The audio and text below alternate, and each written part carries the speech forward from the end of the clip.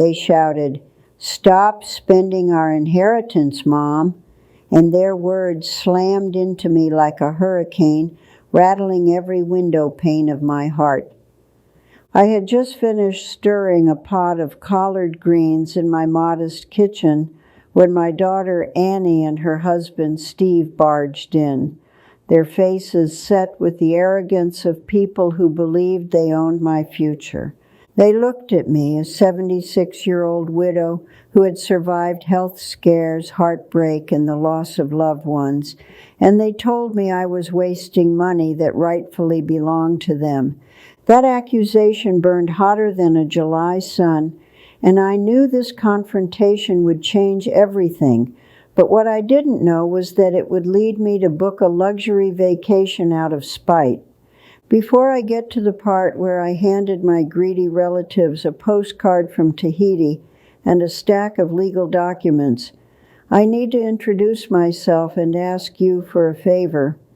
My name is Susan, and I was born and raised in the tobacco fields of eastern North Carolina, where cicadas sang us to sleep and church bells rang us awake on Sunday mornings. I'm 76, with silver hair tied up in a bun most days, and hands that can still snap green beans faster than my grandson Jackson can say, "Grandma, can we play?" I want you to pause whatever you're doing, whether you're knitting, folding laundry, walking the dog, or just enjoying a moment of peace, and hit the subscribe button because this channel is filled with stories about standing up for yourself, especially when there's greed within the family. Also, please tell me in the comments what you're doing while listening to this story. I'd love to know. Now let me take you back to the time when my life seemed normal, albeit laced with small cracks that hinted at the earthquake to come, cracks that only became visible in hindsight. I married my high school sweetheart, Robert, in 1967 under a magnolia tree draped with Spanish moss, and we built a life on respect, hard work, and sweet tea. Robert was a mechanic for the local fire department and later started his own garage, working tirelessly with grease under his fingernails and a grin that made my heart flutter even after 50 years. We raised 2 children, Annie and Michael, in a modest brick house near Greenville, instilling in them values like gratitude, generosity, and the importance of family dinner at 6 sharp. I worked as a school librarian for 38 years, surrounded by the smell of old books and the chatter of children, and I treasured those days of reading aloud and shelving new arrivals.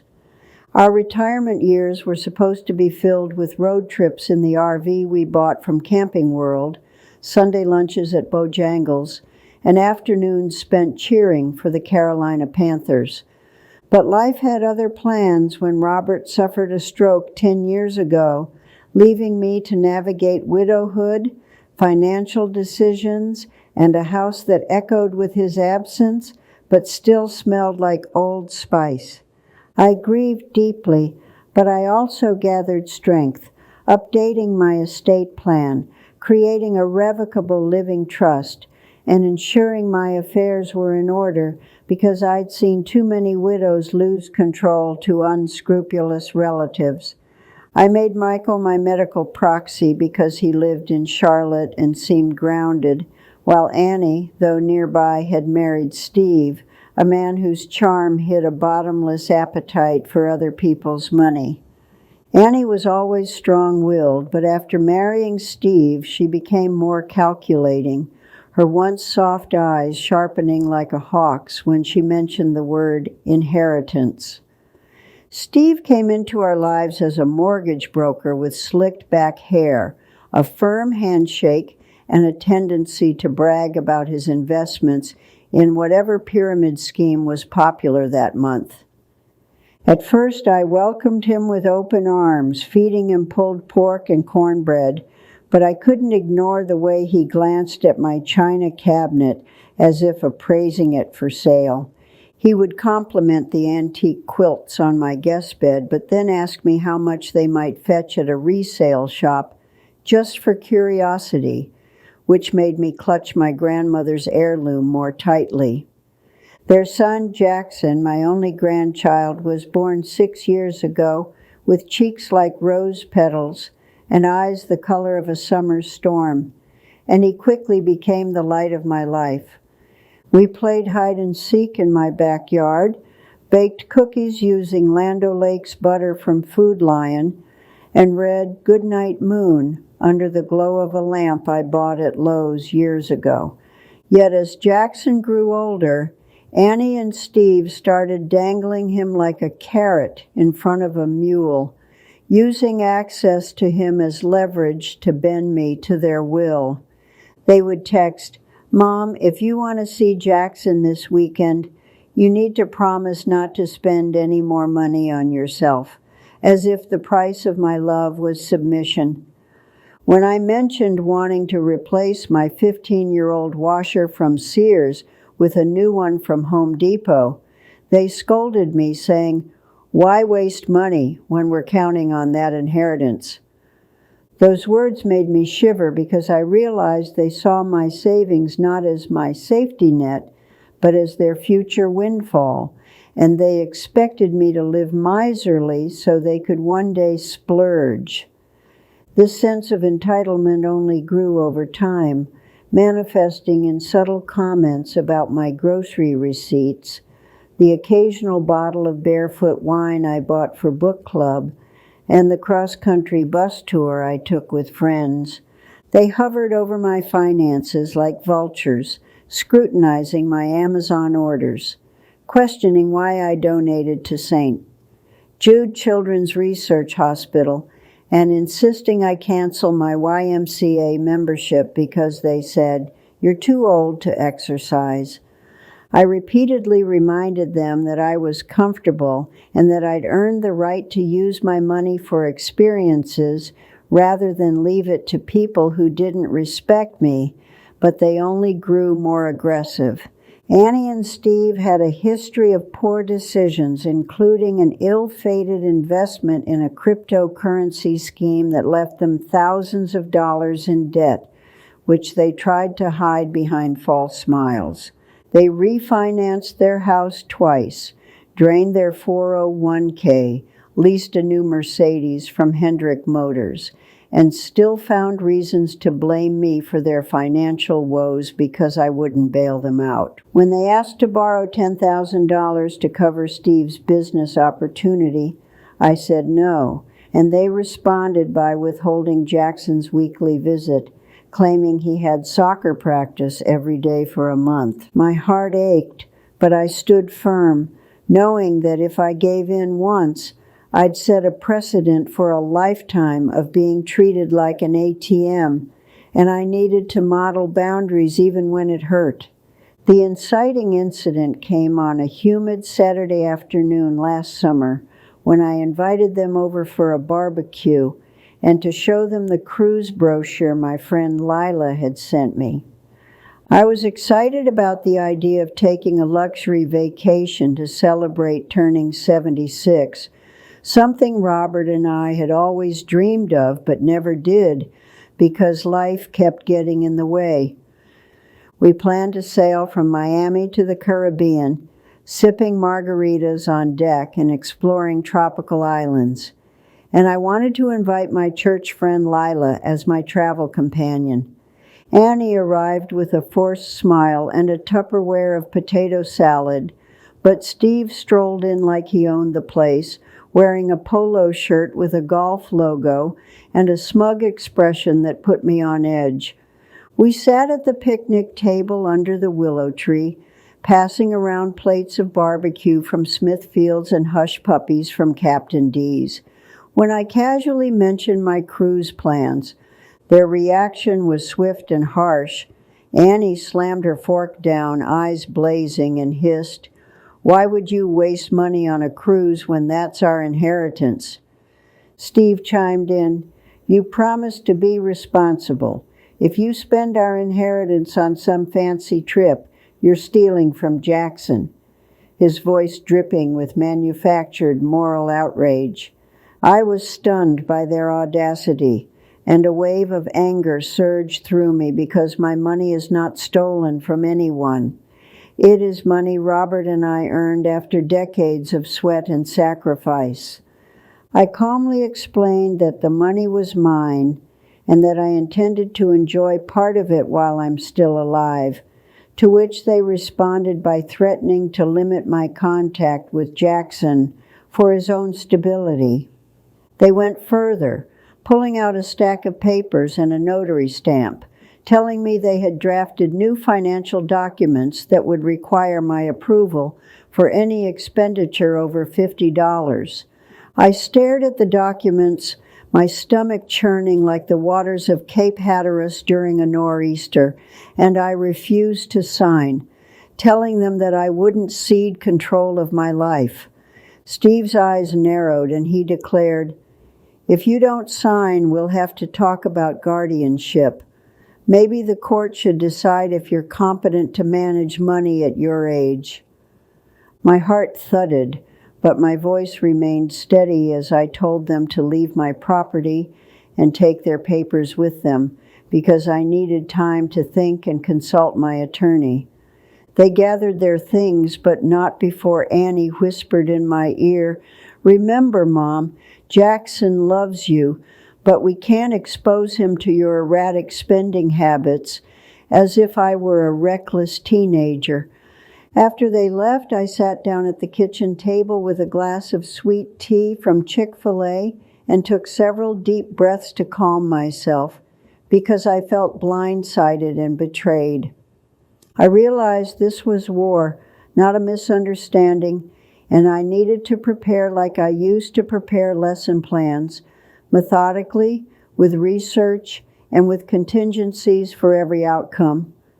I called my friend Lila to vent, and she reminded me that I'm not alone and that plenty of people our age are bullied by their own children, which helped me feel less ashamed.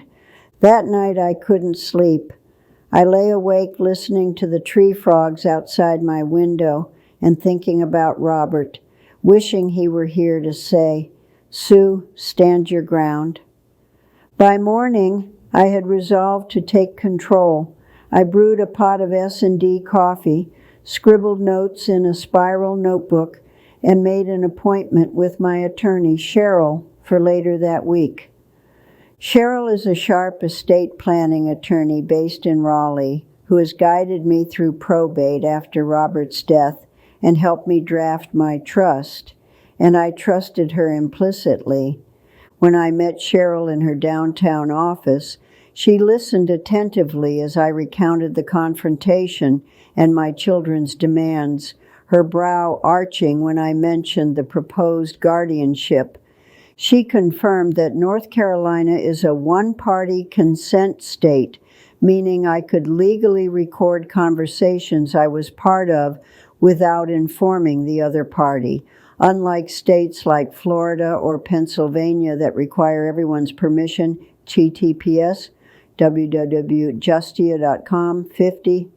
State surveys, recording phone calls and conversations. Warren Cho.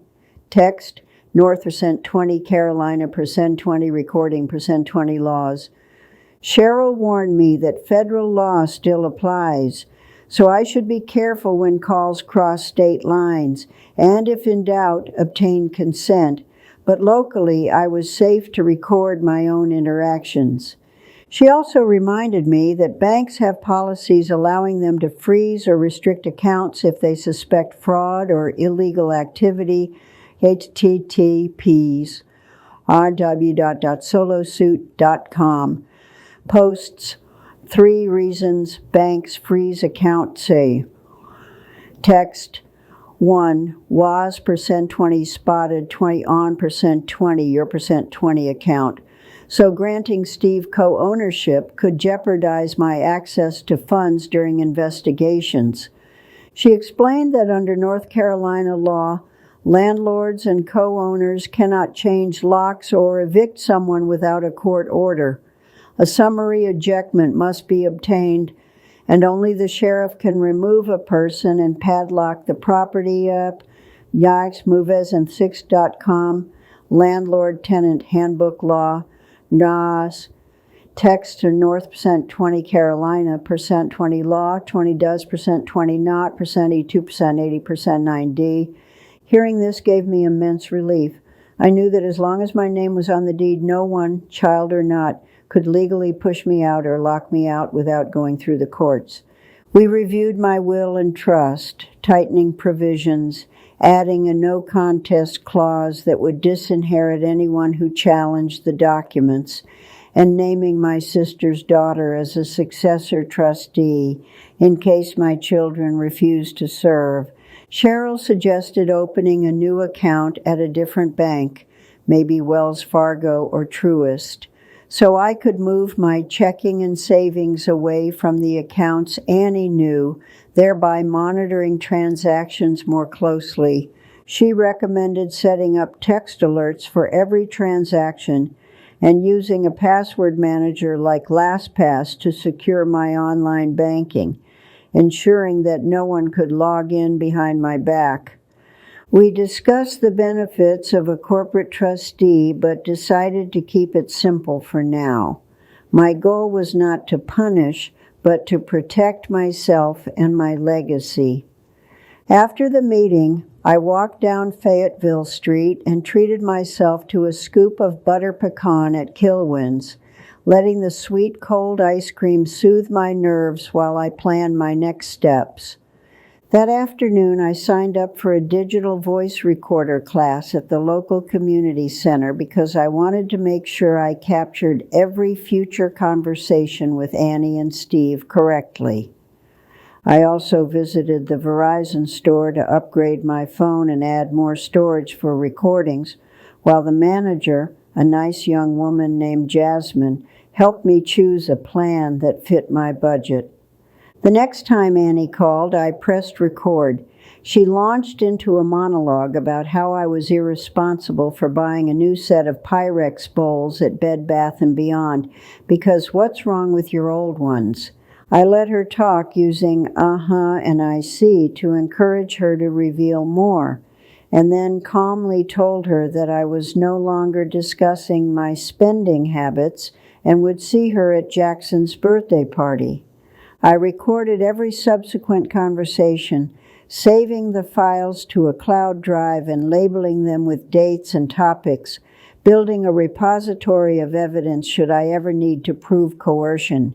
Meanwhile, I made an appointment with my financial advisor at Edward Jones, where we reviewed my portfolio and decided to shift some assets into a charitable remainder trust that would provide me income while eventually benefiting a local hospice. This move served two purposes. It reduced the size of my estate subject to my children's prying eyes, and ensured that my money would help people who actually needed it, not finance Steve's get-rich-quick schemes. I also joined a travel club for seniors called Rhodes Scholar, attending meetings at the Durham Library, where I met fellow retirees who had been to Europe, Asia, and beyond, and my wanderlust bloomed. During this time, Lila and I started planning our luxury trip in earnest. We researched all-inclusive cruises with companies like Holland America and Viking, comparing itineraries that included St. Thomas, St. Kitts, and Aruba. We decided on a 12-day voyage that included fine dining, spa treatments, and excursions to botanical gardens and rum factories, activities we'd never experienced growing up modestly. The trip cost nearly $15,000 each, which made Annie and Steve's eyes bug out when they eventually learned about it. But for me, it symbolized freedom and self-respect. In the weeks leading up to the cruise, I intentionally made small but noticeable purchases, like a pair of comfortable New Balance walking shoes and an upgraded mattress from Tempur-Pedic, to further test how Annie and Steve would react. As expected, they criticized every purchase. When I bought a new Ninja blender at Target, Steve called to ask if my old blender died from overuse, making it clear he was monitoring me. One Wednesday, I overheard Annie telling Steve that if I kept this up, they should consider legal guardianship, which required them to prove I was incompetent, something they couldn't because my mind was sharp. I knew this because I had aced my last cognitive test at my annual physical with Dr. Patel, who told me that my memory and reasoning were on par with someone 20 years younger. To further protect myself, I scheduled a capacity evaluation with a geriatric psychologist, documenting my mental fitness, and filed it away with my legal documents. Alongside these financial and legal maneuvers, I continued my daily routines to maintain normalcy. I volunteered at the food pantry, attended Bible study, and took Jackson to the park whenever I was allowed. Jackson loved climbing the big plastic pirate ship at the city park, and his laughter reminded me why I fought so hard. I refused to let Annie and Steve use him as a pawn. He would whisper, "Grandma, why can't I come over more?" And I would gently explain that sometimes grown-ups make complicated decisions, but my love for him never changed. Throughout this period, I played along with Annie and Steve to a degree, allowing them to believe that I was still mulling over the guardianship documents, all the while setting my trap. Meanwhile, my friend Lila and I visited AAA to book our cruise airfare and pre-cruise hotel stay in Miami, and we splurged on first-class seats on American Airlines because we decided our knees deserved comfort. We also signed up for a pre-cruise Hilton stay with a rooftop pool, and I began counting down the days, a mixture of excitement and nerves coursing through me. During this time, I received a suspicious alert from my bank about an attempted wire transfer of $1,500 from my account to an unknown company, which I flagged immediately. The bank representative explained that they had temporarily frozen my account to investigate the suspicious activity, which meant some automatic payments were delayed, but it protected me from theft. www.solosuit.com posts 3 reasons banks freeze account keys. Text 1 was %20 spotted, %20 on, %20 your %20 account. I asked if they could tell who initiated the transfer, but due to privacy laws, they could only say that someone attempted to add a joint holder to my online banking, which triggered the freeze. I suspected Steve, but withheld judgment until I could gather proof. I called Cheryl, who told me this could be considered elder financial abuse and that I should report it to Adult Protective Services. She explained that in North Carolina, unauthorized attempts to access or alter an elder's financial accounts can result in criminal charges, and banks are required to report suspected exploitation.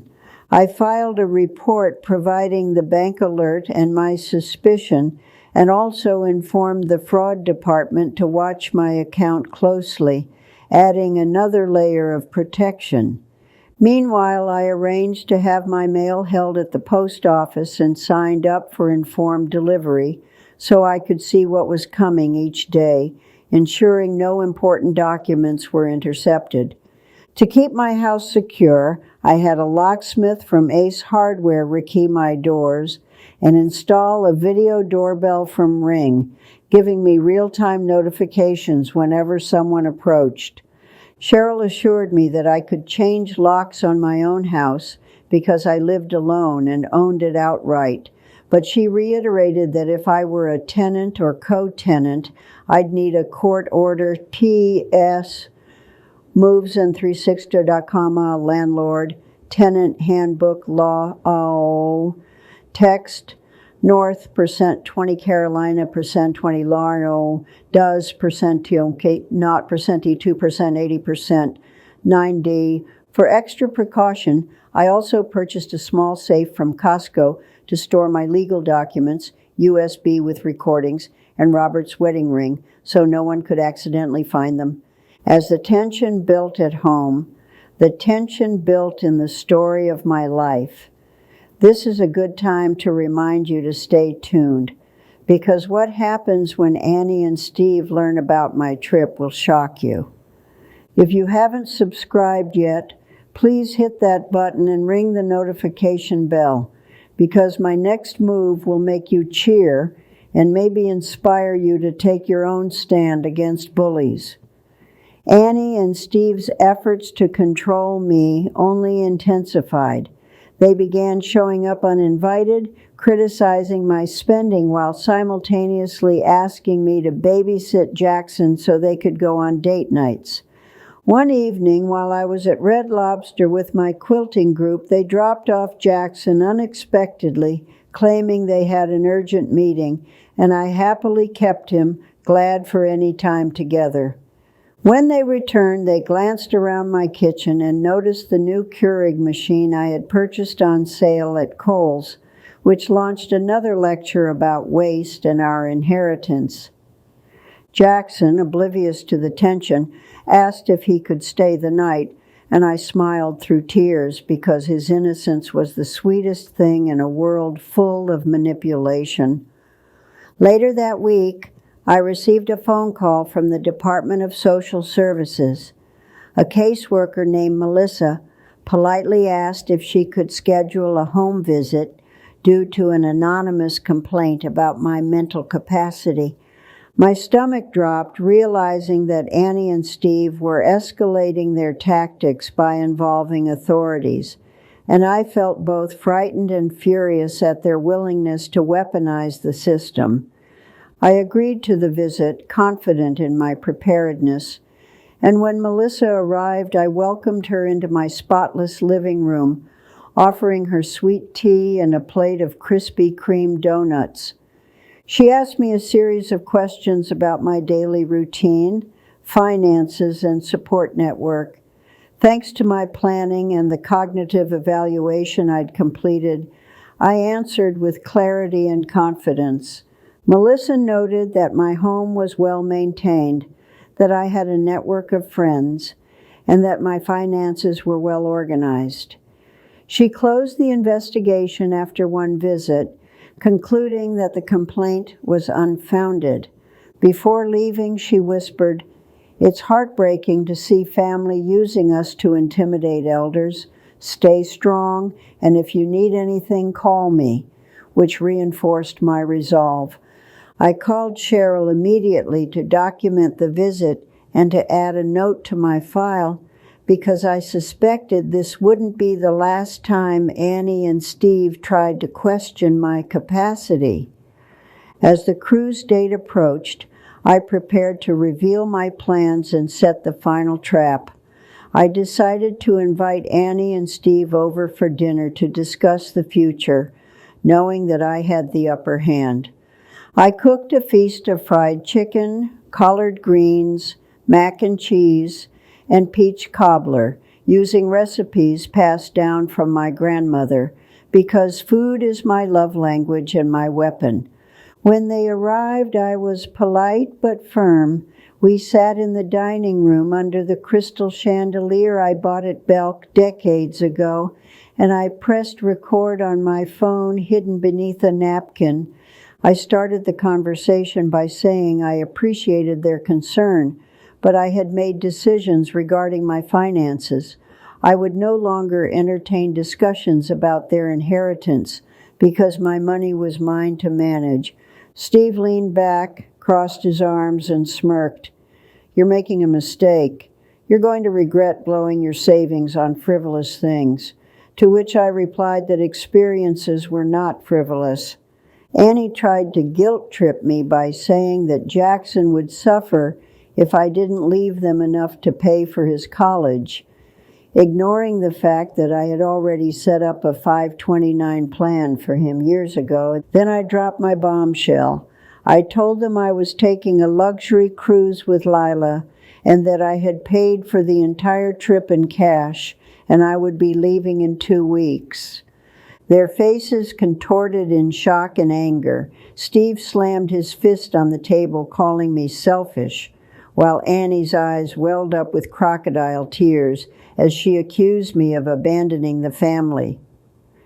I kept my voice calm and told them that my trust included a clause that anyone challenging it would receive nothing, and that I had recorded this conversation for my protection. I watched as their bravado fizzled. They glanced at each other, realizing they had been caught, and Steve muttered, "You can't do this. We'll take you to court," to which I responded, "I'll see you there." At that moment, Jackson wandered into the dining room, clutching his toy fire truck, and looked up at us with wide eyes. He sensed the tension, and my heart softened because none of this was his fault. I knelt down, hugged him, and whispered, "Grandma loves you forever." And he whispered back, "Love you too, Grandma," not understanding the adult drama swirling above his head. Annie told him to go watch cartoons in the living room, and then she hissed at me, "You'll regret this when you're old and alone." But I knew then that I'd rather be alone than controlled. After they left, I sent the audio recording to Cheryl and saved a copy to my safe, feeling a sense of empowerment I hadn't felt since I taught teenagers to read Shakespeare. With my legal defenses in place, I turned my attention to the joy ahead. I packed my suitcase with sundresses from J.C. Penney, comfortable sandals from Dillard's, and a wide-brimmed hat from Bass Pro Shops. Lila and I drove to Raleigh-Durham International Airport, our excitement bubbling like a pot of grits. We boarded our flight to Miami, settling into our first-class seats and sipping orange juice. At the Miami port, we marveled at the size of our ship. It gleamed in the sunlight like a promise, and as we boarded, I felt a weight lift from my shoulders. On the ship, we explored the deck, enjoying the sea breeze and the distant sound of steel drums. We toasted to freedom with glasses of champagne, clinking and laughing like schoolgirls. Our cabin had a balcony overlooking the water, and each morning I drank coffee from Starbucks while watching flying fish leap from the waves, feeling a serenity I hadn't felt in years. We visited island after island, exploring sugarcane plantations, snorkeling with sea turtles, and sampling conch fritters at a beachside cafe. Every experience reminded me why I had fought so hard. At a spa day on the ship, I indulged in a hot stone massage, my muscles uncoiling like a rope that had been pulled tight for too long. I nearly cried from sheer relief. One evening, we attended a cooking class where the chef taught us to make jerk chicken. I wrote down every spice he used so I could replicate it at home and invite my church group over. Another night, we watched a Broadway-style show and danced on the deck under the stars, our laughter mingling with the ocean breeze. For a moment, I forgot about Annie and Steve. During our trip, I received a phone call from Cheryl. She informed me that Annie and Steve had attempted to file for guardianship, but withdrew their petition after the judge reviewed my medical evaluation and recordings. She also told me that the bank's fraud investigation revealed that Steve had attempted to add himself as a joint holder without my knowledge, and that the bank had filed a report with law enforcement. This news made me both sad and vindicated. Sad that my own child and her husband could sink so low, but vindicated that I had protected myself and my future. The cruise ended, but my adventure didn't. We spent 2 days in Key West, exploring the Hemingway house and sipping frozen key lime pie at a charming cafe. When I returned home, tanned and relaxed, I found a letter from Annie, apologizing for their behavior and asking for a meeting to discuss boundaries. a word I'd been using all along. I agreed to meet, but only after consulting Cheryl and inviting Michael to join as a witness.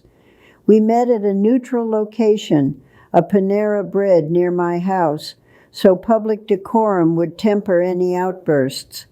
Annie cried genuine tears this time, saying she was sorry for letting Steve influence her, and that she realized money wasn't worth losing her mother or having Jackson lose his grandmother.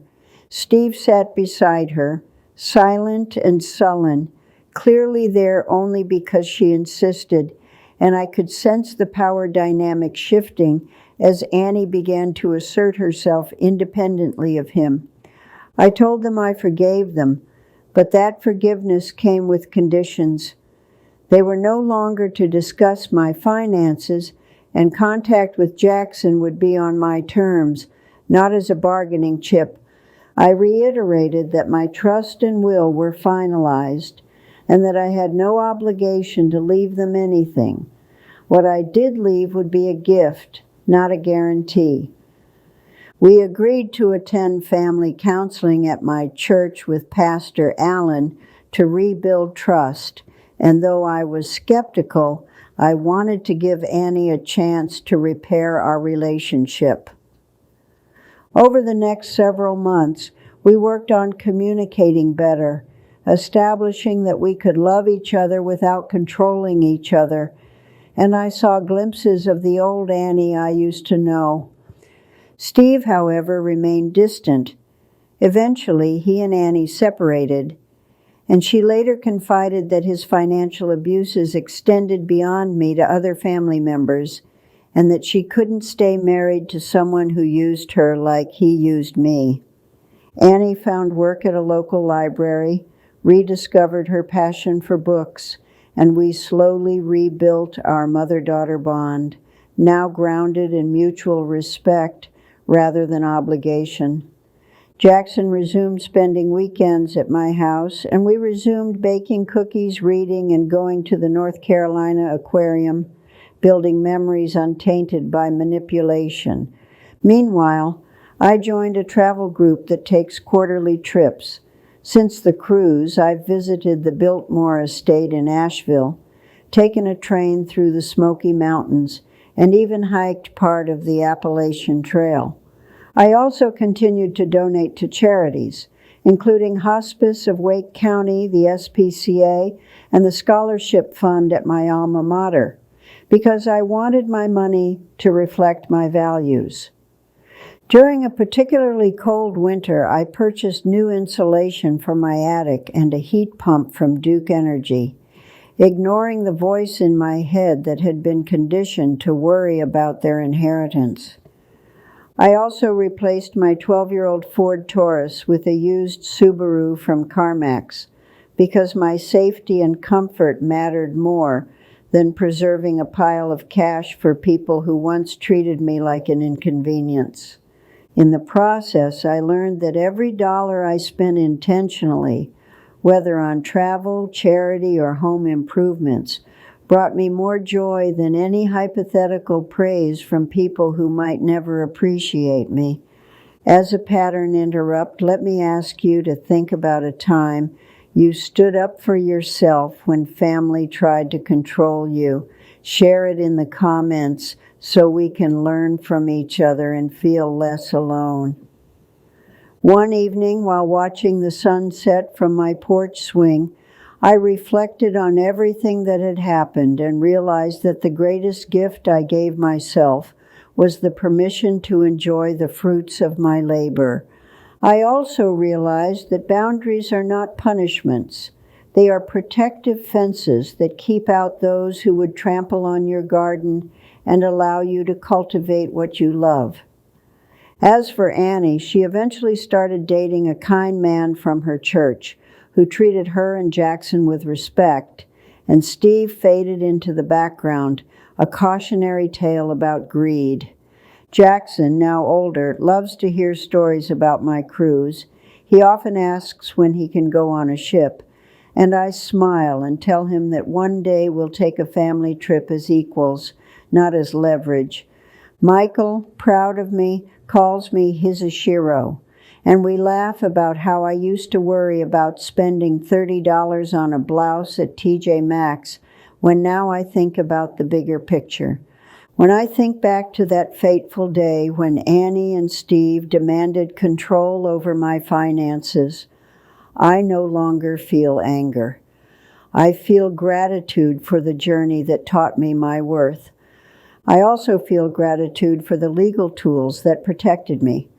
The one-party consent law that allowed me to record conversations to peas, www.justia.com, 50 state surveys, recording phone calls and conversations, text, North %20 Carolina, %20 recording, %20 laws, the law requiring court orders for eviction, https, movezen360.com, landlord-tenant handbook, law, Merxor text, North %20 Carolina, %20 law, %20 desk, %20 not, %82, %80, %9D, and the bank policies that froze unauthorized activity, www.solosuit.com. Posts are 3 reasons banks freeze account charge. Text 1, waste %20 spotted, %20 on, %20 your, %20 account. These tools empowered me to stand up to financial bullies. And I hope my story inspires others to educate themselves about their rights and to seek help when needed. Let this be a reminder that you are never too old to set boundaries, pursue joy, and protect your legacy. Life is too short to live at the mercy of those who see you as a bank account. If you've made it this far, thank you for listening to my story. I hope it stirred your emotions, fueled your sense of justice, and convinced you to subscribe for more stories like this. Please leave a comment letting me know where you're listening from and what you're doing. Are you cooking dinner, driving to work, or sipping tea on the porch? Because I treasure our connection. And remember, dear friends, that spending your money on experiences, memories, and causes you believe in is not selfish. It's a testament to a life well lived and a legacy of strength. Looking back, there were so many smaller moments that foreshadowed the explosion with Annie and Steve. And I think sharing those details will help you spot manipulation in your own life. For instance, shortly after Robert died, Annie insisted on helping me balance my checkbook, but her questions seemed less about helping and more about cataloging my assets for her future benefit. She would casually ask how much my house was worth when my life insurance paid out, and whether I had long-term care insurance, questions that seemed concerned but were laced with ulterior motives. Steve would drop by with a 6-pack of cheerwine and a smile, but he'd always steer the conversation back to money, complaining about the rising costs of daycare and car payments while eyeing my Rolex watch. Another subtle red flag was when they convinced me to host Thanksgiving dinner, but insisted on bringing all the side dishes, then itemized the cost and asked me to reimburse them because you have more money. At the time, I laughed it off, not realizing that their sense of entitlement would only grow like kudzu, slowly choking the life out of our family bonds if left unchecked. One evening, I sat on my porch swing with my neighbor Rosa, a retired nurse who grew up in Puerto Rico, and told her about the inheritance comments. She shook her head and said, "Mija, that's not love, that's greed." Rosa shared her own experience of nieces who stopped visiting when she refused to co-sign a loan, and her story reminded me that this kind of financial bullying is, unfortunately, widespread. Around that time, I also started listening to podcasts about elder financial abuse, learning that perpetrators are often family members who feel entitled, and it made me determined not to become a statistic. I also reread some of my favorite books on boundaries, including Boundaries by Dr. Henry Cloud, highlighting sections about saying no without guilt, and learning that my yes and no both have equal weight. Every time I read a passage about preserving dignity in the face of manipulation, I felt a surge of resolve, like a red cardinal perched against a gray winter sky, vibrant and unwavering. My memory of Robert also served as a compass. I would remember the nights we sat together watching ACC basketball, sharing popcorn and planning our retirement, his voice telling me to live fully, not frugally. During one of those evenings, he looked at me and said, "Sue, promise me you'll travel if something happens to me. Don't let anyone scare you into living small." And those words echoed as I planned my trip. Another memory that guided me happened when I was 10. My father took me to the state fair and handed me $2 to spend however I wanted, teaching me the importance of autonomy and joy in spending. He told me, "Money is a tool, not a master," and that lesson stayed with me through marriage, raising kids, and even now when my own children tried to make money my master. While preparing for my cruise, I rediscovered my sense of adventure. I took a passport photo at Walgreens and laughed because the clerk asked if I was a model, which boosted my confidence. I scheduled a pedicure at a local salon, choosing a bright coral polish because I wanted my toes to match the tropical sunsets I dreamed of seeing, a little indulgence that made me smile. I signed up for a water aerobics class at the YMCA to strengthen my joints before the trip. I met a group of women who called themselves the Aqua Divas, and their laughter became medicine for my soul. We would chat in the locker room about everything from recipes to grandchildren, and one of them, Yvonne, told me how she took control of her finances after her son tried to take her home as collateral for his business loan. Her story reinforced the idea that we're stronger when we share, and it's why I'm asking you to share your experiences in the comments so we can build a circle of empowerment and knowledge. Another storyline worth exploring involves my son Michael, who was always supportive but lived far away. His distance made it hard for him to see the day-to-day manipulations happening under my roof. He would call once a week and ask about my health, but I often downplayed the stress because I didn't want to burden him. It's a common mistake many elders make, thinking silence protects our children. When I finally told Michael about Annie and Steve's ultimatum, he was furious on my behalf and immediately flew back home to help me strategize, bringing his practical, even-keeled perspective into the mix. Michael and I spent long evenings at my kitchen table with cups of Lipton tea, drafting lists of action items from legal steps to emotional self-care, and I felt less alone with him by my side. He insisted on installing a password-protected camera in my living room so he could check in via app, not to spy, but to ensure I wasn't being harassed when he wasn't around, and that made me feel safer. We also visited his college friend Lisa, who now works as a geriatric social worker. She provided additional resources and reminded us that aging doesn't mean surrendering agency or privacy. Lisa told me about a support group for seniors dealing with difficult adult children, and attending that group opened my eyes to the patterns of manipulation I had been excusing for years. One man in the group shared how his daughter took his car keys for his safety, but used his car for her personal errands without asking. Another woman spoke about her son moving into her house and refusing to leave. Hearing these stories lit a fire in me. I realized that standing up for myself wasn't selfish, it was survival, and that my story could help others stand up too. The C storyline in my life features my hobbies and passions that I refused to give up despite Annie and Steve's protestations. Quilting, gardening, and volunteering anchored me through the storm. Every Tuesday I met with my quilting circle at the community center. We stitched together scraps of fabric and scraps of our stories, weaving resilience into every square.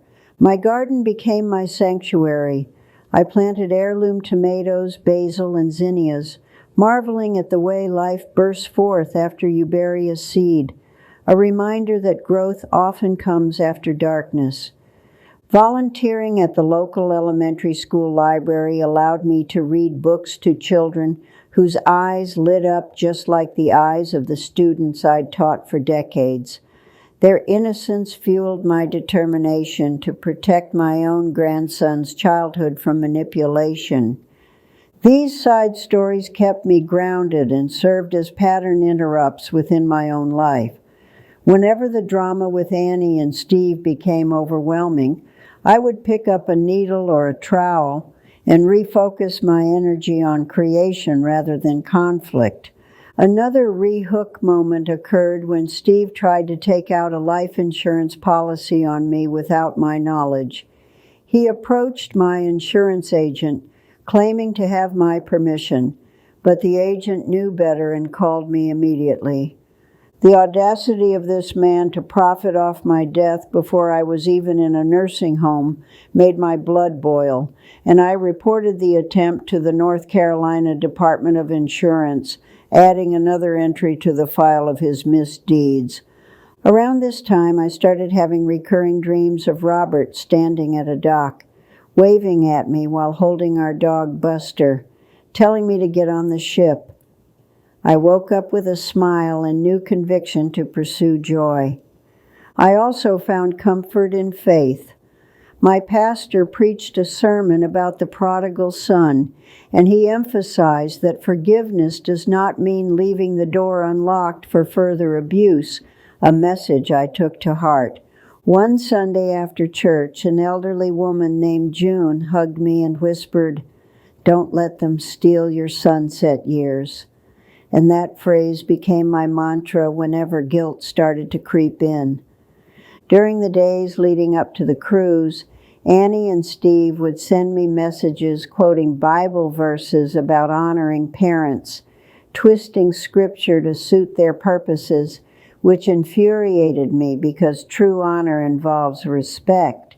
I responded with scripture of my own, reminding them that greed is a sin and that love is patient and kind, not manipulative, hoping they would see the difference, but they remained blinded by entitlement.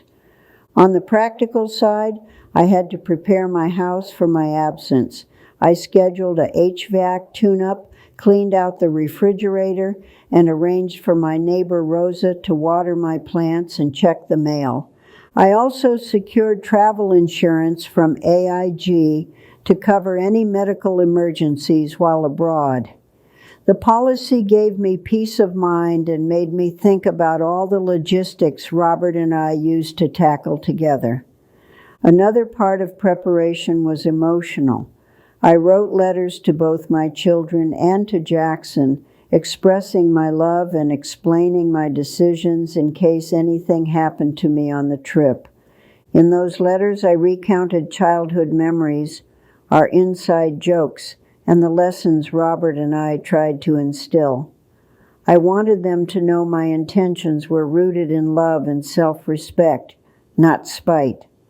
At the same time, I made a video recording of myself reading my will, adding clarity and personal context to my legal documents, a tip I'd learned from a financial podcast on estate planning. These steps might seem extreme, but they gave me control over my narrative and ensured that no one could twist my words or intentions when I was no longer around to explain them. As our cruise date finally arrived, Lila and I boarded the ship with hearts full of anticipation and cell phones full of playlists featuring James Taylor, The Supremes, and new artists our grandchildren recommended. The first few days at sea were blissful. We woke up to sunrises that painted the sky with shades of orange and pink, ate breakfast at the buffet with unlimited bacon, and lounged by the pool reading novels. One morning, while sipping coffee, I overheard a group of women talking about their adult children's entitlement. I joined their conversation and shared my story, forming instant bonds with strangers who became friends. We exchanged phone numbers and promised to stay in touch, creating a support network that spanned the country. We joked about forming a Seniors on a Mission club with matching t-shirts. At our first port of call, we took a catamaran to a secluded beach.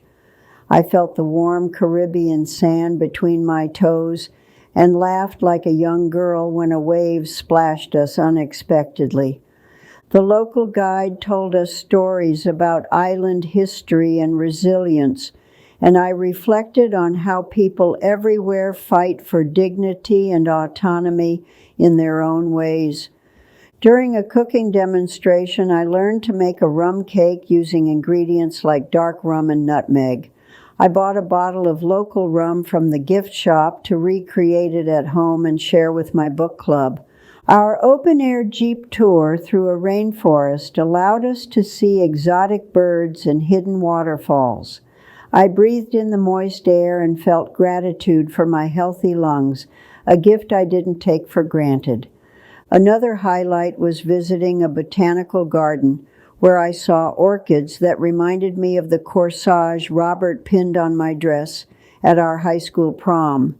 Their beauty made me teary and joyful all at once. On board, we attended seminars on digital photography, and I learned how to capture sunsets with my smartphone. Those photographs later adorned my living room wall, a daily reminder of my courage. The ship had a casino, and though I'm not a gambler, I decided to play $20 in the penny slots for fun.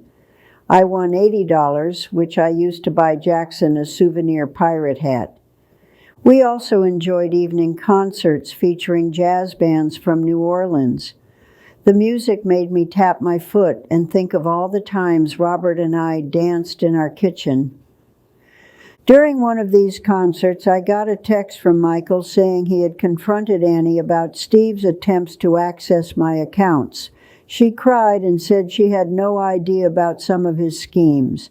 Michael told her that trust would take time to rebuild, but that he loved her and wanted her to be independent, a conversation that planted seeds of change in her heart.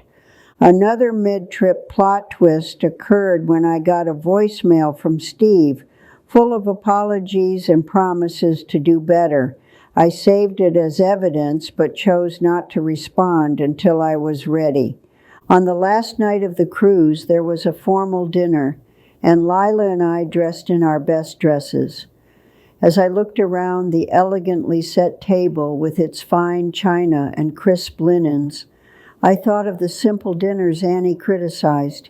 The next morning, as we disembarked, I took one last look at the ship and whispered a thank you to Robert for inspiring me to live fully. Tears pricked my eyes, but they were tears of gratitude, not regret. When we got back to Miami, we spent a day exploring Little Havana, sampling Cuban coffee strong enough to wake a hibernating bear, and buying hand-rolled cigars for my son-in-law who loves them responsibly. We also visited a museum about the diaspora, and I learned about the resilience of people who left everything behind to build new lives, a theme that resonated with my own journey of rebuilding after emotional upheaval. Flying home, Lila and I reflected on our favorite moments, and we agreed that the best part wasn't the luxury, but the freedom from worry, the ability to enjoy without someone criticizing our choices. Once home, I settled back into my routines. I unpacked souvenirs, printed photographs, and invited my quilt group over for a slideshow using the projector Michael lent me. During the slideshow, I interwove stories about boundaries and courage, using humor and vivid imagery to keep my friends entertained and educated about protecting themselves. One of my friends, Harriet, admitted that her daughter had recently asked her to co-sign a loan. After hearing my story, Harriet felt empowered to say no and set conditions for any financial help. Another friend, May, said she had never considered updating her will, but now planned to meet with a lawyer to add a no contest clause like I had done, proving that sharing our stories has real impact. The B storyline of the court case deserves more attention because it illustrates the legal process and serves as a cautionary tale for anyone considering guardianship proceedings. When Annie and Steve initially filed for guardianship, they had to submit evidence showing I was unable to manage my affairs. Their petition included anecdotal stories about my impulse spending, like buying a new crock pot. Cheryl responded by submitting my medical evaluations, cognitive test results, and the recordings I made of them bullying me. She also submitted a letter from my doctor attesting to my mental fitness. The judge reviewed the evidence in a preliminary hearing and told Annie and Steve that guardianship is a serious matter not granted lightly. He scheduled a full hearing but warned them that baseless petitions could result in penalties. During the waiting period, Steve's attempt to access my account came to light, giving us more evidence of financial motive. Our attorney added this to the guardianship file as proof of their self-interest. By the time we returned from the cruise, Annie had withdrawn the petition, claiming she had been misled by Steve. The judge dismissed the case but kept the file open for future reference. This experience taught me that the legal system has checks and balances to protect elders, but only if we document and assert our rights. Silent suffering doesn't move judges. The C storyline of self-care deepened after my trip. I began practicing mindfulness meditation using an app recommended by my pastor, spending 5 minutes each morning focusing on gratitude instead of anxiety. I also began journaling every night, recounting what I spent money on that day and how it made me feel. This practice helped me differentiate between purposeful spending and emotional splurging.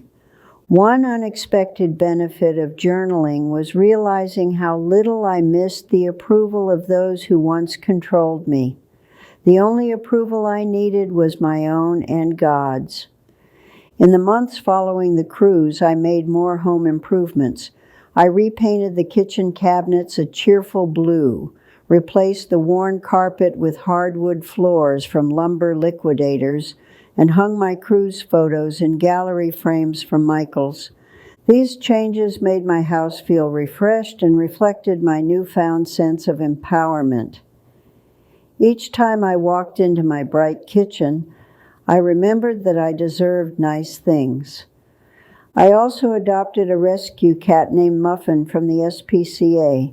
She's a calico with a playful spirit, and she often curls up on my lap while I read, purring contentedly and reminding me of the simple joys of companionship. Muffin quickly became Jackson's best friend. When he visits, they chase laser pointers and nap together, and he tells me, "Grandma, Muffin is the sweetest. I'm glad you adopted her." Meanwhile, Steve's fate took a turn when law enforcement opened an investigation into his attempted fraud. He was charged with identity theft and elder exploitation, crimes that carry heavy penalties in North Carolina.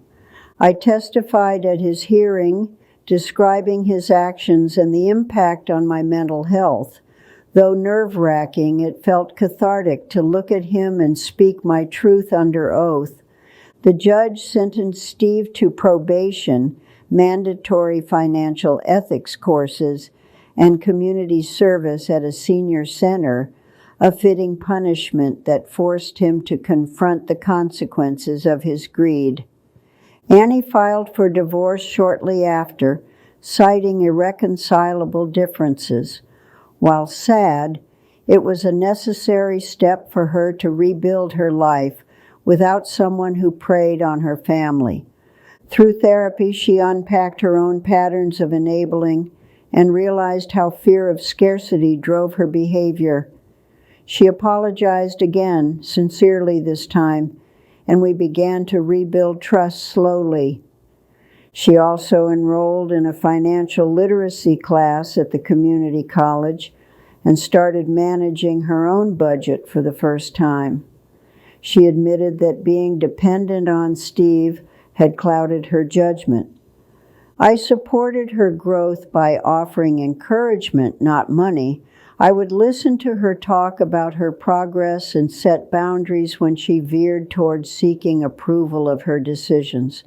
Our relationship improved because it shifted from a parent-child hierarchy to two adults respecting each other's autonomy, and that was a victory I had not anticipated. In reflecting on the A storyline, the confrontation with Annie and Steve, I realized that the most dramatic conflict wasn't the shouting, but the silent tension that built over years of microaggressions.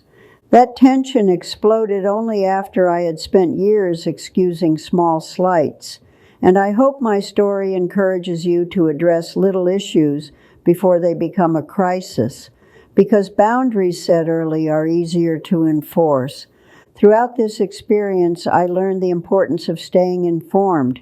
I attended webinars hosted by AARP and the North Carolina Attorney General's office about recognizing and reporting elder abuse. I also subscribed to newsletters from the Consumer Financial Protection Bureau to stay abreast of scams targeting seniors, and I shared this information with my friends over coffee at Cracker Barrel. The more I learned, the more empowered I felt, and knowledge became like armor, protecting me from fear and indecision. I encourage you to seek out similar resources. One pattern interrupt I used to calm anxiety was cooking.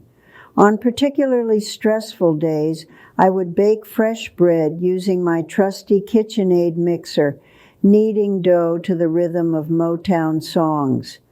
The smell of yeast and butter would fill the house, and by the time the loaves came out of the oven, my worries had melted like butter on warm bread. I would then share slices with neighbors, turning stress into community. Another coping strategy was walking. Each morning I laced up my Asics sneakers and walked 2 miles around the neighborhood, waving to joggers, listening to birds, and reminding myself that I could move forward, literally and metaphorically. During these walks, I often brainstormed creative ideas for my quilting designs, financial decisions, and script content for this channel, realizing that movement stimulated not just muscles, but also creativity. Speaking of creativity, one of the A-B crossovers occurred when I decided to turn my story into a speech for a local women's conference. I titled it From Inheritance to Independence, and I was surprised by how many attendees related to it. I received hugs, tears, and thank you notes from women of all ages who felt inspired to take control of their finances and set boundaries with family members. It proved that vulnerability can be a powerful tool for change. At that conference, a banker approached me and offered to host a workshop on financial safety for seniors at our church. I accepted, and dozens of congregants attended, learning to recognize red flags and secure their accounts. These community initiatives became part of the B storyline of advocacy. I realized that my experience had given me a platform to help others, and I embraced it by volunteering for the North Carolina Coalition Against Elder Abuse.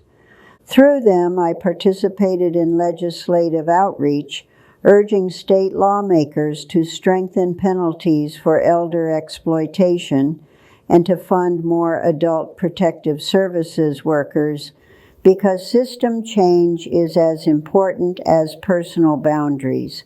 As the months turned into a year, I found joy in simple things and in the knowledge that I had reclaimed my power. I redecorated my bedroom with a new quilt I made from fabrics collected on our cruise ports. Each fabric square held a memory, a floral print from St. Lucia, a geometric pattern from Aruba, a bright yellow cloth from the Bahamas. Sleeping under that quilt felt like wrapping myself in resilience.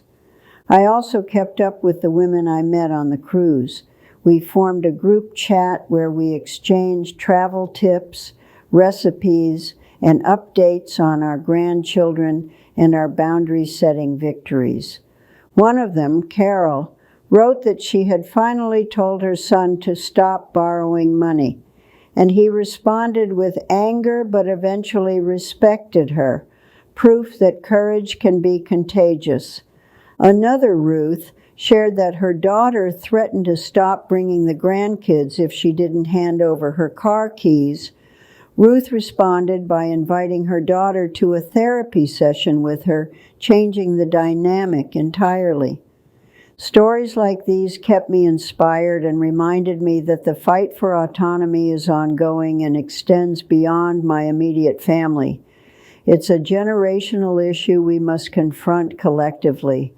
Reflecting on the sea storyline, my hobbies deepened. I took up watercolor painting, attending a class at the Arts Council where I learned to blend colors like I blended spices for collards. Painting allowed me to process emotions visually. I painted a scene of the ocean from our cruise balcony, layering blues and greens until the canvas mirrored the peace I felt on that trip. I also joined a book club at the local independent bookstore. We read everything from historical fiction to memoirs about aging gracefully, and those discussions enriched my mind and my friendships. One month, we read a memoir about a woman who rode a motorcycle across the country in her 70s. Her daring spirit reminded me that life doesn't stop at retirement, and I considered renting a motorcycle myself, though Michael gently dissuaded me. Instead, I compromised by taking a motorcycle sidecar tour of downtown Asheville, which made me feel adventurous without alarming my children too much. I wore a helmet and laughed like a teenager. I also started writing letters to my younger self, reflecting on the wisdom I wish I'd had at 40 or 50. I told her not to let guilt guide her decisions and to trust that independence is a virtue, not selfishness. These letters became cathartic and might one day become a book if I decide to share them with a wider audience. For now, they sit in my journal, a private conversation across time. Throughout this journey, I also nurtured my spiritual life. I attended Sunday services, joined a prayer circle, and memorized verses that emphasized strength and dignity, like Proverbs 31, which praises a woman who laughs at the days to come. Those verses strengthened me when Annie's words echoed in my head, because they reminded me that my worth isn't determined by other people's opinions or demands. My community rallied around me as word of my story spread. Neighbors brought casseroles when they heard about the guardianship battle. Church friends sent cards, and even acquaintances at the grocery store whispered, "Good for you." Such support made me realize how many people are silently cheering for us when we stand up for ourselves, even if they can't stand up in their own lives yet. Even my bank teller, Mrs. Johnson, quietly said, "I heard about what your son-in-law tried. Always ask for ID before changing anything." And her professional advice reinforced that vigilance is a communal effort. Another pattern interrupt happened when I decided to explore online dating for seniors. At first, it was just a humorous conversation with Lila over coffee at Starbucks, But curiosity got the best of us. We created profiles on a reputable site describing ourselves as adventurous widows who loved travel and banana pudding. Within days, I had messages from gentlemen across the country. While I wasn't looking for romance, chatting with new people was fun and boosted my confidence. One man, a retired history professor from Wilmington, shared stories about his travels on Route 66 that captivated me. Though nothing romantic developed, those conversations reminded me that I am not invisible at 76, and that there are kind people out there who appreciate a good story and a good heart. Annie, hearing about my online dating, rolled her eyes but ultimately smiled. I think she realized that her mom was a whole person with desires and dreams, not just a money supply. Over time, Annie and I developed new traditions. We started taking weekend trips to local vineyards in the Yadkin Valley, exploring scenic countryside while sipping wines and catching up on each other's lives. Jackson, now 7, often accompanied us. He enjoyed playing with his tablet in the picnic area while we sampled wines, his innocence turning a potentially awkward mother-daughter outing into family fun. One day at a vineyard, Annie admitted that the thought of me being gone one day scared her more than losing the money. She said Steve preyed on that fear to manipulate her, and she apologized again. This vulnerability deepened our healing. I forgave her not just with words but with action, by inviting her to help me plan my next trip, which would be a train journey along the coast. We researched Amtrak's Silver Service together, looking at sleeper cars and scenic stops, and for the first time in a long time, we worked on a project as partners, not adversaries. Michael was delighted to see his sister and me planning together. He joked that our next trip should be a cross-country RV adventure, to which we both laughed and considered it for the future.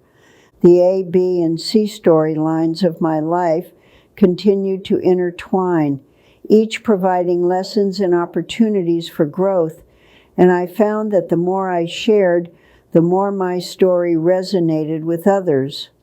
As this script nears its conclusion, I want to emphasize that none of this would have happened if I hadn't listened to my inner voice telling me to stand up when I was told to sit down.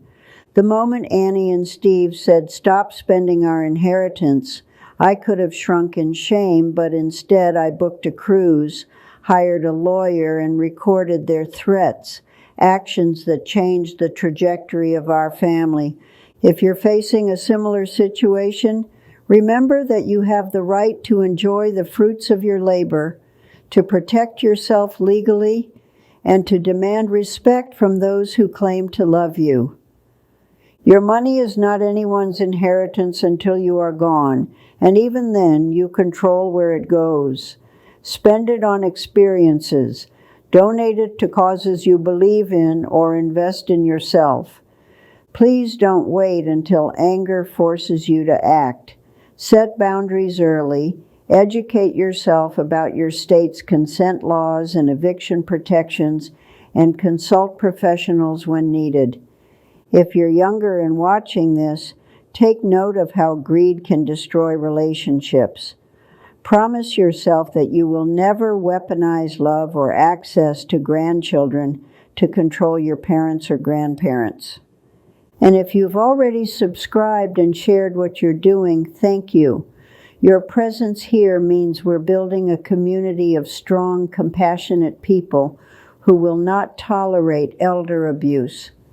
This community thrives on your engagement, so comment if you have questions about legal processes, estate planning, or travel tips for seniors. We share more than stories. We share survival skills. As I write this, Muffin is curled up beside me, purring softly, and the sun is setting in shades of lavender and peach over the fields behind my house, reminding me that endings can be beautiful. I think about my future trips, about maybe taking a river cruise through Europe or a train ride through Canada's Rockies, and I smile because the possibilities are endless when you take control of your own life. I also think about the day I will leave this world. I hope my children remember me not for what I left them financially, but for the strength I showed when I refused to be bullied. I hope Jackson grows up knowing that love is never conditional, and that his grandma taught him to stand up for himself and for others, even when it's hard. I look at the little plaque on my wall that says, "She believed she could, so she did," and realize that sometimes empowerment starts with a belief and a plane ticket. Thank you for staying with me through this long journey. Your time and attention are gifts I don't take lightly, and I hope I've rewarded you with a story that inspires and empowers. Before we part, hit the like button if you enjoyed this story, share it with friends who might need encouragement, and subscribe if you haven't already to join our supportive community. Tell me what you're cooking for dinner, what craft you're working on, or what walk you're taking as you listen. These glimpses into your life mean more than you know.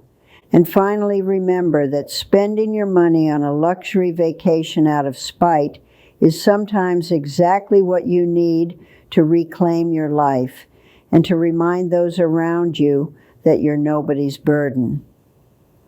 As we continue this narrative, I want to delve deeper into the aftermath of Steve's legal troubles and how community accountability played a role in restoring balance.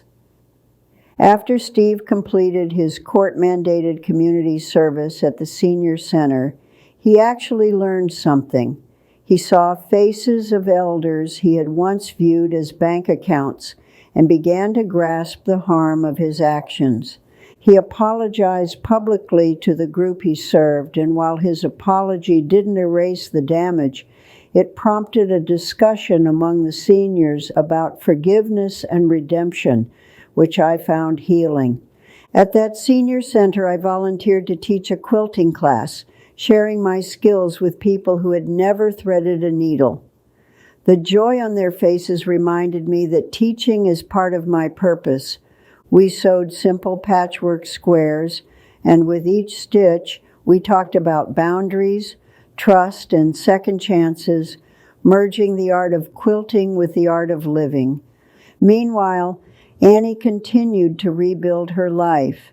She joined a divorce support group and took up yoga, and she discovered an inner strength that had been dormant for years.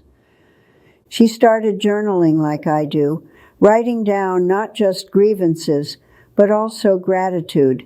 And those lists of small blessings helped her focus on the positive changes unfolding around her. One day she texted me a photo of a bookshelf she built for Jackson's room. She said building something with her own hands made her feel capable and independent, a turning point in her growth. Michael, watching all of this, felt both proud and relieved. His siblings were moving toward healthier relationships, and we 3 children of Robert and Susan could finally sit at the same table without tension. Another small victory occurred when Jackson brought home a school assignment asking him to write about a hero. He chose to write about me, describing how his grandma is brave because she stood up to bullies. Reading his essay made me cry, not because I needed affirmation, but because it meant the next generation was learning that courage and kindness can coexist with firmness. In the months after the cruise, I also faced health challenges. I developed arthritis in my hands, making quilting harder, and I began physical therapy at a clinic covered by my Medicare Advantage plan. My therapist, a young woman named Sasha, was compassionate and knowledgeable. She taught me exercises to strengthen my grip and we chatted about everything from beach trips to boundaries during our sessions. Sasha mentioned that her own grandmother had been pressured to sign over her house to an uncle. My story helped her grandmother see the red flags and consult a lawyer, proving yet again the ripple effect of sharing. As I regained strength in my hands, I decided to learn how to play the piano, a dream I had shelved years ago. I found a retired music teacher who offered affordable lessons to seniors. Sitting at that keyboard, struggling through scales with stiff fingers, I felt like a beginner again. And it reminded me that it's never too late to start new hobbies and to stretch your mind. During one lesson, I laughed at myself for misreading a note, and my teacher said, "Laughter is music for the soul." That line stuck with me and made me appreciate the learning process more. Learning piano also gave me another way to connect with Jackson. He enjoyed pressing keys and making silly songs, and our shared giggles were priceless. On the advocacy front, I joined a statewide task force on elder abuse prevention. We met quarterly via Zoom to draft recommendations for lawmakers, focusing on strengthening guardianship standards and increasing funding for support services. In one meeting, a lawyer from Asheville shared a case where a niece sold her aunt's home without her consent. I immediately thought of my situation and contributed suggestions based on my experience. This involvement made me realize that revenge doesn't have to be petty. Sometimes the best revenge is channeling your energy into systemic change so others don't suffer as you did. During these task force sessions, I often crocheted baby hats for a local hospital, a calming activity that allowed me to process heavy topics while still feeling productive. On a lighter note, my travel bug persisted. After the cruise, I planned a road trip along the Blue Ridge Parkway, known for its sweeping views and roadside stands selling apple butter and quilts. I drove my Subaru up winding roads, stopping at overlooks to photograph the rolling hills, and I stayed in a cozy bed and breakfast where the owners served homemade biscuits and jam. During that road trip, I visited the Folk Arts Center in Asheville and discovered new quilting patterns and pottery techniques, which I incorporated into my own crafts back home. I also visited Thomas Wolfe's historic home and stood in the rooms where he wrote. The experience reminded me of the power of storytelling to expose social issues and to inspire change. Later that year, I took Jackson to the North Carolina Zoo in Asheboro. We spent hours watching elephants splash in the water and penguins waddle, and those memories are now stitched into the fabric of our relationship. On the drive home, Jackson asked me about my cruise again. He seemed fascinated that his grandma had traveled far away without fear, and he said he wants to be brave like me someday. I told him bravery doesn't mean never being scared. It means doing the right thing, even when you're scared, whether that's traveling the world or standing up to someone who tries to control you. As time passed, I made peace with the fact that some people might always view me through the lens of money. I learned to separate their perception from my reality and not let it dictate my happiness. I also came to terms with the fact that my relationship with Steve would never be close, and that was okay.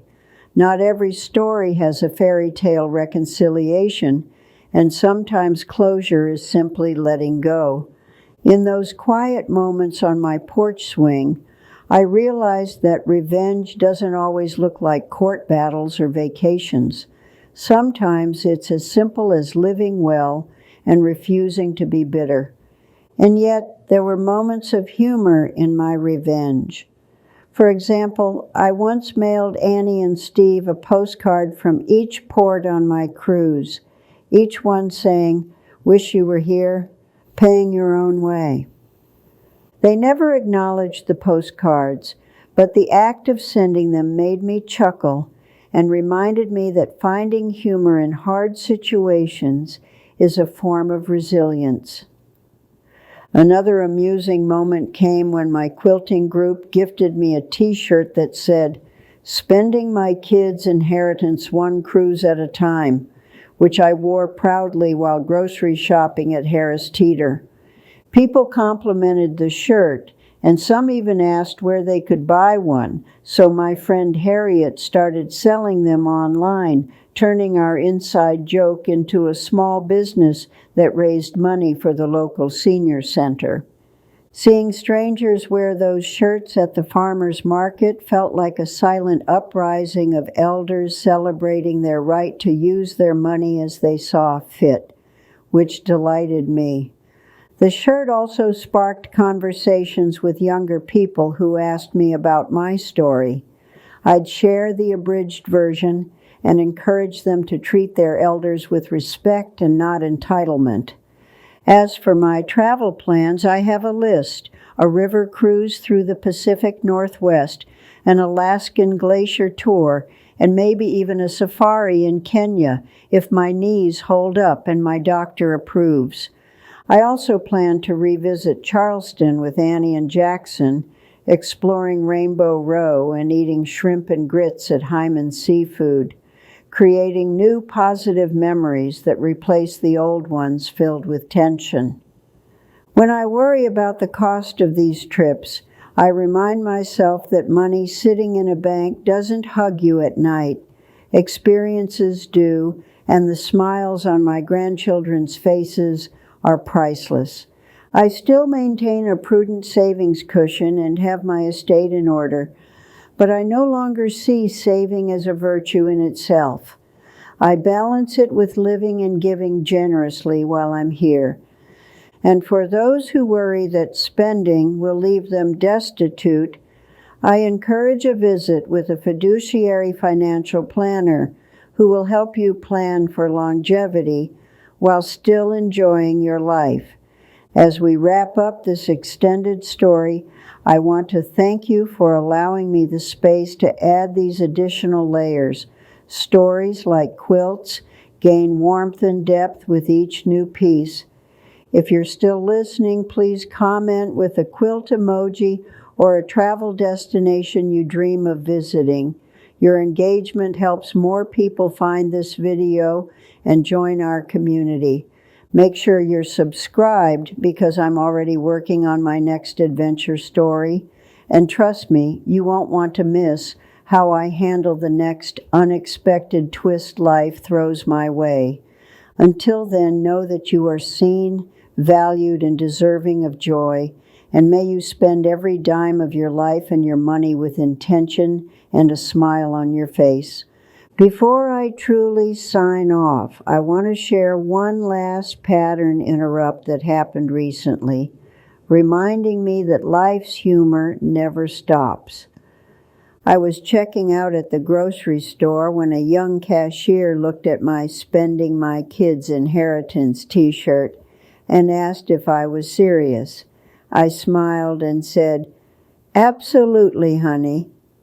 The woman behind me laughed and said she couldn't wait to be my age so she could do the same, and we ended up chatting about our favorite vacation spots while the cashier scanned our avocados. These small interactions make errands delightful and prove that sharing your story can inspire strangers in unexpected ways, creating tiny ripples of empowerment. Another pattern interrupt came when I received a postcard from one of our YouTube viewers who took her own trip after listening to my story. She sent a picture of herself parasailing in Cancun with the caption, "Thanks, Susan." Reading that postcard made me tear up, realizing that this channel isn't just entertainment. It's a catalyst for people to reclaim their lives and write new chapters they never thought possible. So please continue sharing your victories in the comments and in postcards. Your joy fuels mine, and together we can build a tapestry of stories that encourage others to leap when they're told to sit. As you head back into your day, remember to treat yourself kindly, to speak up when someone crosses a line, and to set aside money not just for the future, but for the present you're living now. I'll be here with more tales of revenge, resilience, and redemption, and I look forward to reading about your adventures as well. Until next time, stay strong and stay adventurous.